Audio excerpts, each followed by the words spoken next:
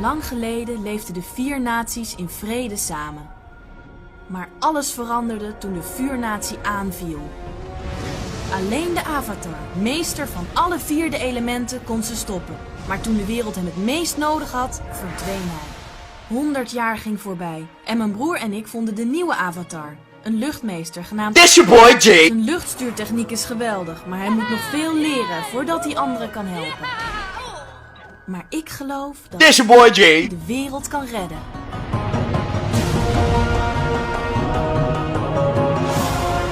Man, tyfus koud, hé.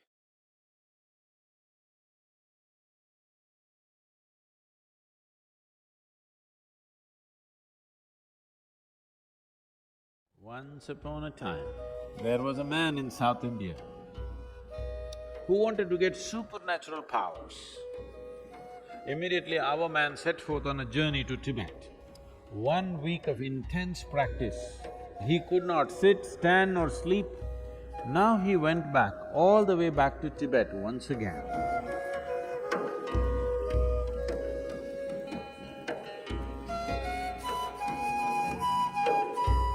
Many things in life seem to be romantic and magical. Right now, the flowers are blossoming in the jasmine plant out there. Such nice fragrance, looks magical, romantic. But there is a science and technology as to how to make it happen. Yes or no? One who knows what the plant needs and does the right thing, only he will have maximum flower and maximum fragrance, isn't it? Yes? So if you want flowers in your garden, what do? Flower, flower, flower, flower meditation.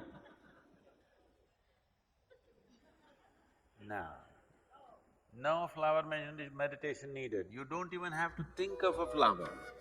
You have to think of soil, you have to think of menu, you have to think of water, you have to think of sunlight. No flowers. If you handle these things right, flowers will happen. Flower is a consequence, fragrance is a consequence, it is not something that you do. Similarly, meditation is not something that you do. If you handle the body, the mind, the emotion and the energy properly, you become meditative. If you try to meditate, you will go crazy. I must tell you one story. Once upon a time,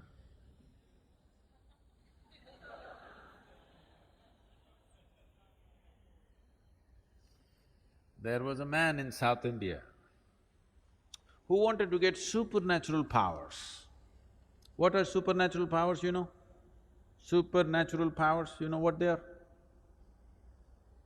Somebody wants to walk upon water, somebody wants to fly without an airplane, everybody walks on the floor, so somebody wants to walk on the ceiling. Essentially, circus. They want to do something that nobody can do. So the man wants supernatural powers. He went from guru to guru. So many gurus he saw. Everybody said no.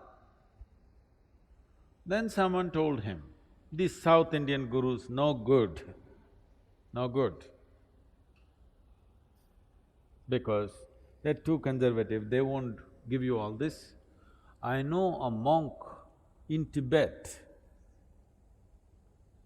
where he has all the supernatural powers you want and he is willing to give it to you. Immediately our man set forth on a journey to Tibet. From South India to Tibet, walking across Himalayas, not an easy journey, but our man is determined. He wants supernatural powers. So he went all the way. He went to this monastery, the Buddhist monastery. The culture in the Buddhist monastery is very different from what we know here in South India. Here, people have been taught that Atiti Devo Bhava, that means a guest is God. If somebody comes to your home as a guest, you must treat that person like a god.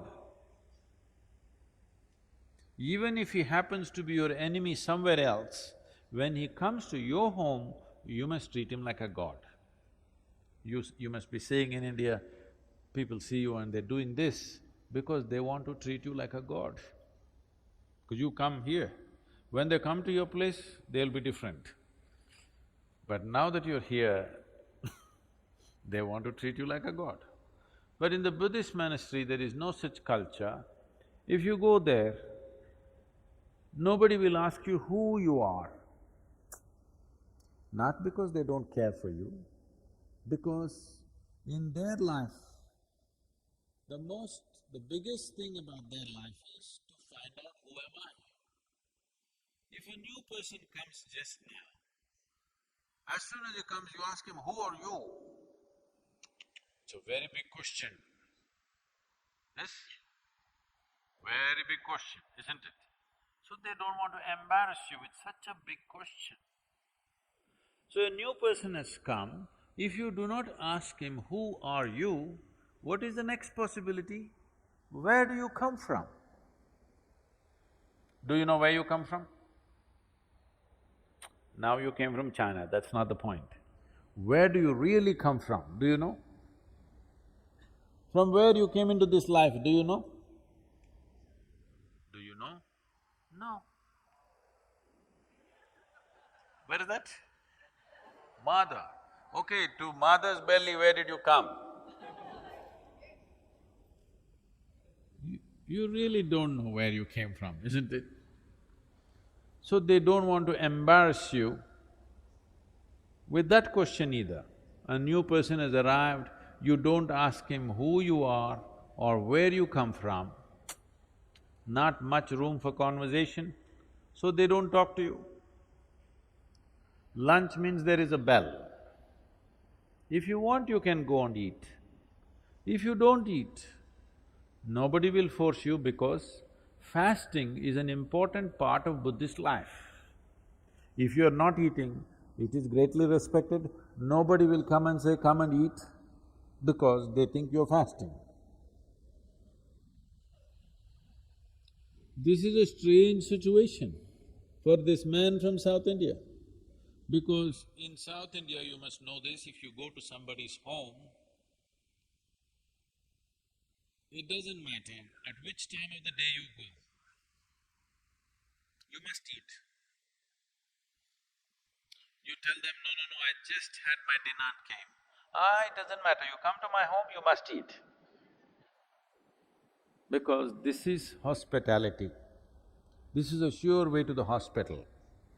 Nobody asked him who you are, where you come and eat, nothing. He just hung around. When hunger overtook him, he went and ate and just hung around. 1 day, 2 days, 3 days, 3 weeks passed away. Nobody spoke to him. After 3 weeks, the old monk who was there called him. He knows why this man has come. He said, what will you do with supernatural powers? What will you do walking upon water? After 3 days, a boat will be better, you know. I will teach you the way of meditation. With this you can live a fruitful life. Our man said, no, I don't want your meditation. You think to learn meditation I have to come to Tibet? In India, we know every kind of meditation. Don't you forget, Gautama, the Buddha is an export from India.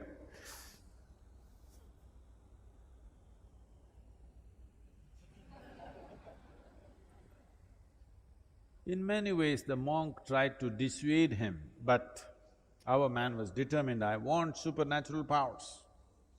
Then the monk said, okay, if you must have it, tomorrow morning, 4 o'clock, take a dip in the river and come here.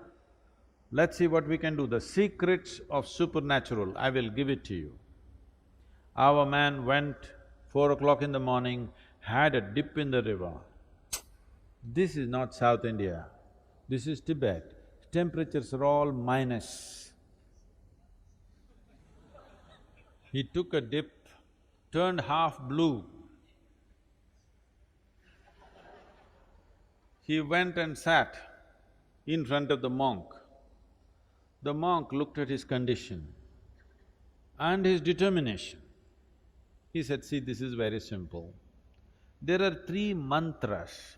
You utter these three mantras 3 times over, all the supernatural will be yours. Shall I reveal the mantras to you? Buddham sharanam gacchami, dhammam sharanam gacchami, sangam sharanam gacchami. These three mantras 3 times over you utter. All the supernatural is yours. Only thing is, when you're uttering the mantra, you should not think about a monkey. Is that all? That is all. Can I go, please? Our man came out of the monastery really jumping with joy. The fool of a monk revealed all the secrets of supernatural, and he tells me, don't think about a monkey. What does he know about my culture? Here we think of Vedas, Upanishads, Brahma Sutras, these are all the great scriptures. Why will I think about a monkey? Am I a hunter? I have not seen a monkey in the last 10 years. Like this, thinking about monkeys, he came down to the Indian part of Himalayas. There is a sacred river in India. You heard of this? He came down to the sacred river Ganga, had a dip in the river, sat down. Buddham, monkey. Monkey means another dip in the river. Sat down. Buddham, monkey. Another dip in the river. Buddham, monkey. Another dip in the river. In various yoga postures he tried. Bu means monkey comes.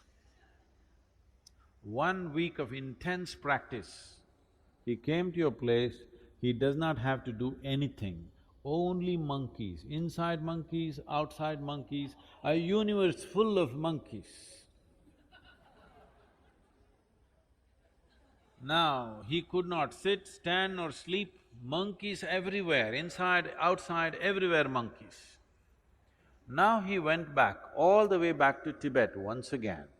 He went to the monk and said, I don't want your supernatural powers, first relieve me from these monkeys. Now, this is the nature of your mind. If you say, I don't want something, only that will happen in your mind, isn't it? Only monkeys. No, don't think of a monkey. No, you cannot think of a monkey. Only monkey. The more you do that, more monkeys will happen.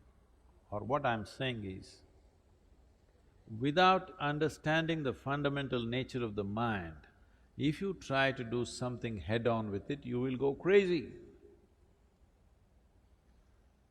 So many things that you think you want to forget, you will never forget. Things that you want to remember, you always forget, isn't it? Yes or no? Huh? Because without understanding the fundamentals of mind, we are trying to operate the mind. This is the most sophisticated machine on the planet, but you're going at it somehow. If you go at it somehow, sometimes it works. Most of the time, unfortunately, most people's minds are working against those people. When you were 5 years of age, when you were only that much, how joyful you were, and today, how joyful you are. Has it gone up or gone down? That means your mind is working against you. It is working against you simply because without understanding the fundamentals of what it is, you're trying to operate it. If you have a sharp knife, you must have a steady hand, yes or no? If you have a very sharp knife, you must have a very steady hand. Unsteady hand, you will either cut yourself or cut somebody. Yes or no? That's all that's happening right now. Once you became a human being, You have a sharp knife, no steady hand. That's why yoga, to create a very steady hand, so this sharp knife can be used the way we want, that it will not cut us all the time. Right now, all the misery that you see on the planet, all the human misery that is happening on this planet, where is the manufacturing unit? Shanghai? Where is the manufacturing unit? In your mind. Every kind of misery is manufactured only here. This should be manufacturing bliss for you, ecstasy for you, but it's manufacturing misery because there's no stable platform, it's all over the place. Once this mind begins to work for you, once you are blissful by your own nature, there is no fear of suffering. Once you become like this within yourself, that your mind takes instructions from you, whatever happens, I will keep this blissful, this will become magic. This will become a fantastic instrument of well-being. Now you would like to explore the full depth and dimension of this life.